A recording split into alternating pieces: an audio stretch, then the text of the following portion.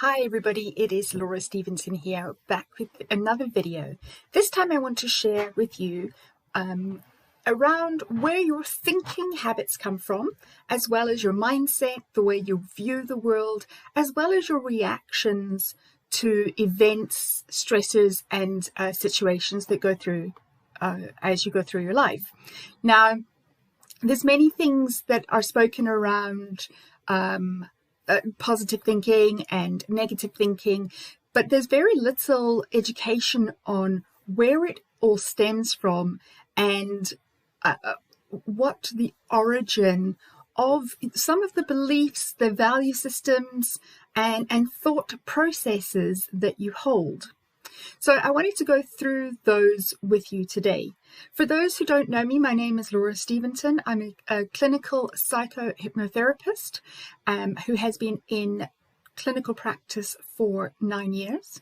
I specialize in treating over 40-year-olds who are stressed out, emotionally exhausted, and the stress has taken a toll on their self-worth as well as their relationships, and they no longer know which way is north. And so I help them to get back on track, find their direction, heal from their stress, as well as plan for their future so they can live a more fulfilling and happy life. So today we're going to look at you, the child. So between the ages of 0 to 6, your brain is like a sponge. You are absorbing absolutely everything in your environment. You're absorbing everything that people say to you, and you are rational thinking only kicks in from the age of 7 and above. So you are just at this age between 0 and 6, just absorbing everything from the environment. That then you take everything personally. Okay, it's almost as though you're a little narcissist running around who thinks that the entire world revolves around them, because you haven't quite learned, up to probably the age of 4, you haven't quite learned that the world should include other people and their thoughts, etc., etc., and what's good for them as well as what's good for you. Between 5 and 6, you start to become more aware of your environment and the people and the surroundings of it, and start to become more empathetic from that perspective. But rational thinking and the ability to have critical thinking only kicks in from the age of 7, give or take. Obviously everybody's different. So in these crucial years, you will have built the foundation of the way that your brain will react for your life until you do an update of the software, so to speak, which is what therapy is. And so you have all of these ideas, philosophies, beliefs that are given to you through things like your parents. Okay, so the way that your parents think, the way that they brought you up, the things that they taught you were right from wrong. From your school friends, they become more and more impactful as we get to ages 5, 6, 7, etc. Particularly in our teenage years, our school friends' opinions and values and whether we fit in matter to us. We are inherently social creatures, and so we want to fit in. So anything that we may feel like we are not good enough, or we have that fear of rejection, could have come from school friends, from anywhere from 0 right through to your teens or your first love relationship. It's also based on the religion that you're brought up in and what their guiding principles are that will have formed some of your beliefs. So many people who are Catholic, for example, are brought up that many things are a sin and you're a bad person, and if you're a bad person you'll go to hell. And so what I found is in therapy is I have a lot of people who have grown up in fairly strict religions, such as Catholics or Muslim, and to a certain extent, Judaism or Christianity, and they're so confused by what they were taught to believe versus what they see and what they're learning as they grow older. And so there's the push-pull effect from what their brain knows and what they've believed their whole life versus what they're starting to see play out in reality. So it can be very confusing.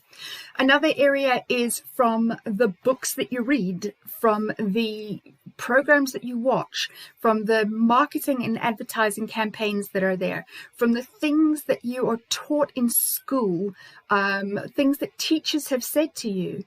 These are all very, very significant parts of what forms your belief system about yourself and what you believe about the world and your place in it. Another thing is your siblings. So your siblings will, if they reject you, they can be some of the first people who reject you, and which can be very painful. And so you go through life thinking that even if your sibling doesn't like you, then why would anybody else? And on top of that, we've got the culture that you were brought up in. So different from your religion, but the neighborhood that you grew up in the type of people that your family were surrounded with, the people that you socialized with, so your neighbors, extended family, your local groups, some people have a postcode stigma, and so all of that will have formed what you believe to be true. Okay, now the important part to understand is that not everything you were taught is correct, and not everything that you learn to believe about yourself is correct. Okay, and this is where you can become very confused, and as you're going through life, really have this general feeling and understanding or lack of understanding about where your place is in the world and how you show up. So things like and feelings like not being good enough, feeling inferior, having a fear of rejection, having a fear of failure, having a fear of success, abandonment. So all of these characteristics are formed within these bubbles. Now, this excludes any type of major or minor child abuse, okay, which can also overlay and have an impact on your belief system, and as well as any trauma. So, for example, if you grew up in a house that was which was filled with alcohol, or one that was very lonely because your parents were working all the time to give you the best life because they thought that that's what they needed to do. Now, it could be very, very easy to blame our parents and say, oh, they did this and my parents didn't do that, and they didn't give me this and they didn't do that. But what's important to remember is that all of these people and all of these influences were only doing what they knew at the time. Okay, if you fundamentally believe that everybody does the best that they can at the time with the knowledge that they have, it's easier to have self-compassion, and it's easier to have compassion for others in the way that you grew up. I always joke with people and say we never make it out of childhood unscathed. And it's true, because, you know, your idea of what you should have been through, or what you should have, must have, ought to have had, would be different to what you had. Or, you know, your parents were doing the best that they can at the time, or the religion that they were in and the belief systems that they held, they're just passing them on to you, and that's what happens. And each generation is so different. If you think about so I'm 40, I'm in my 40s. And so if you are of my generation, you'll know that your parents whose parents, so their parents fought for the right for women to have an equal place in society, for women to have a career and to have a family. And so our parents' generation were told that they could have it all. And so we became the microwave generation who were taught to sit in front of the TV and eat microwave dinners whilst parents worked or de-stressed from work. Okay. Because of that, Generation X then developed millennials who are more nurturing and were more mollycoddled, because that's what Generation X thought they were going to be. Now millennials are having Generation Z, who are free thinkers and very independent and very creative and very fluid in terms of what they think. They're not so rigid. And so as we go through each generation is effectively trying to fix what they thought they were missing. Okay, and so these beliefs keep us going.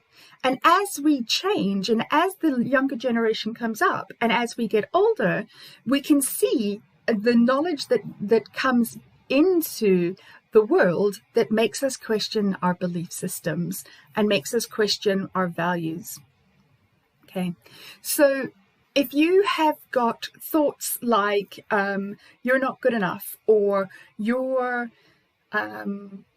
you've got these fears of being seen, or you're really shy, or you have social anxiety, or you are a compulsive eater, or you're an alcoholic, or you have a sex addiction or shopping addiction, or you are a perfectionist, or you want to please people all the time.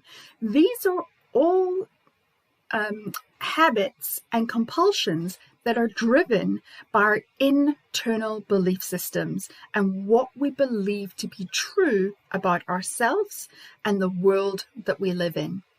So I'll give you an example of something that gets bandied about really easily.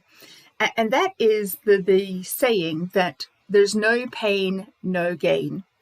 Or which was a really popular saying. And so people thought that they had to push, and we now get so much burnout, okay? Because that is a really toxic saying or belief system or philosophy for everyone. For some people it might work, but not for everyone. But we have adopted it as a society. The same thing as the idiom that a leopard never changes the spots. Now, if you believe a leopard never changes the spots, you will go through life believing that people can't change. And so when somebody makes a mistake, you will go, well, a leopard doesn't change its spots, and so how do I believe that I can forgive you and trust you again?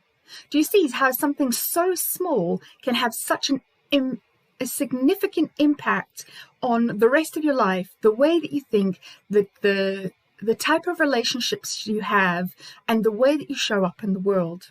Now, our thoughts trigger our feelings, which trigger our behaviors, which trigger our feelings, which trigger our thoughts. Okay, so it's a recurring cycle, but it all starts with what we believe to be true. And if you can really understand what you believe to be true about the world, you will really start to find your way out of some of the stress that you're in. Okay, because of the way that you think about the situation that you're in. And it can be incredibly confusing, and you can go through an existential crisis because what you believed about the world to be true is not actually fundamentally true. And that's where therapy can really help you. So I hope that you found this helpful. Let me know in the comments. Let me know your thoughts, as well as please reach out to me with any questions that you may have. I'd love to help you understand more about how your thought processes are built and reinforced throughout time. So it was lovely to see you, and I will speak to you next time. Take care.